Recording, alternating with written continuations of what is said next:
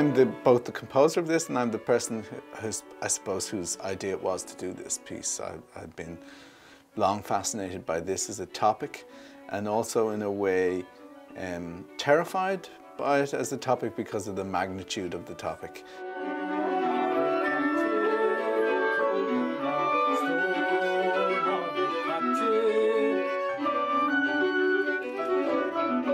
A million people died in a population of 8 million.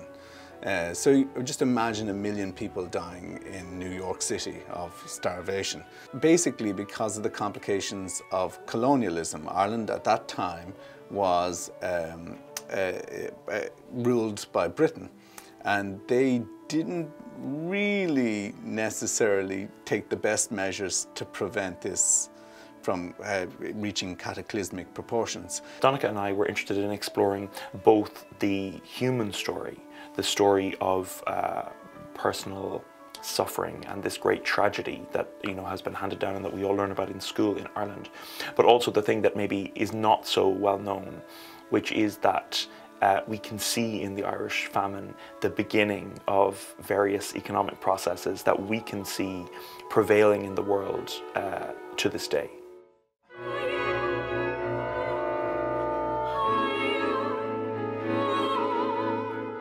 I researched quite a lot looking for accounts, first-hand accounts of the famine, and then came across Asenath Nicholson's account, and she was an American born in Vermont but living in New York City, who ran a boarding house and was aware that most of the poor coming into New York came from Ireland, and actually made the extraordinary decision to travel to Ireland to investigate this. In a way, she could be like any contemporary aid worker or journalist traveling in a part of the world where this kind of suffering continues.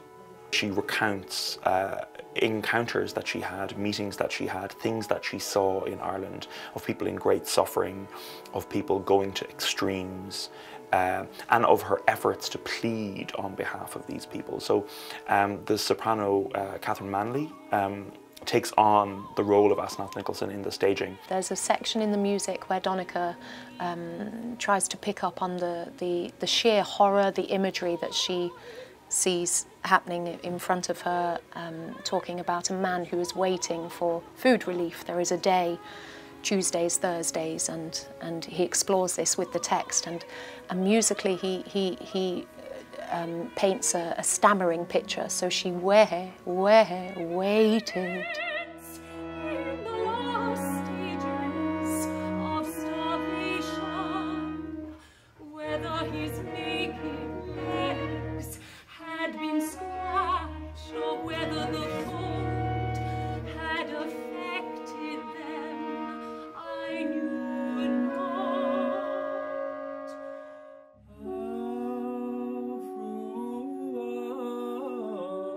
The other character, Iarla Ó Lionáird, who's this wonderful sean-nós singer. Sean-nós means in Irish old style, and it's a type of style of singing that we have in Ireland that isn't as well known in America as our dance music, actually. And he essentially embodies the peasant Irish who suffered in this the most. So that alongside the testimony of Asenath Nicholson, we also have the voice of the voiceless. A real first-person account in song of suffering, of great loss. And so in a way we have these two experiences, the experience of the outsider and the experience of the insider. There was a measurable trough in the graph of songwriting during the famine years. We have very good knowledge of the song culture of Ireland, and there's a noticeable, massive drop of output because, of course, the population was shattered, both psychically and physically. And I'm singing sort of these shattered versions of those songs. One of them is actually aptly called the Prátaí Dua, which means the black potatoes.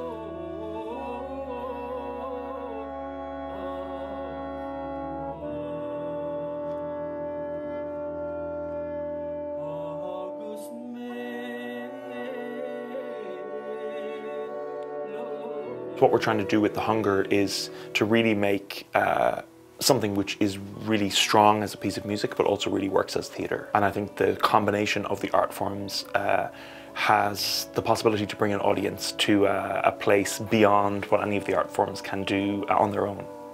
Well, I'm absolutely thrilled to be working with Iarla Ó Lionáird. They're a fantastic group. They're incredibly precise, really serious musicians. I know every single player individually. I've had drinks with every single player, which was great fun. And I know exactly the way they play their instruments, actually. And so that really informed the way I wrote for them. It was really organic. And they're also incredibly dedicated to this project, which is fantastic.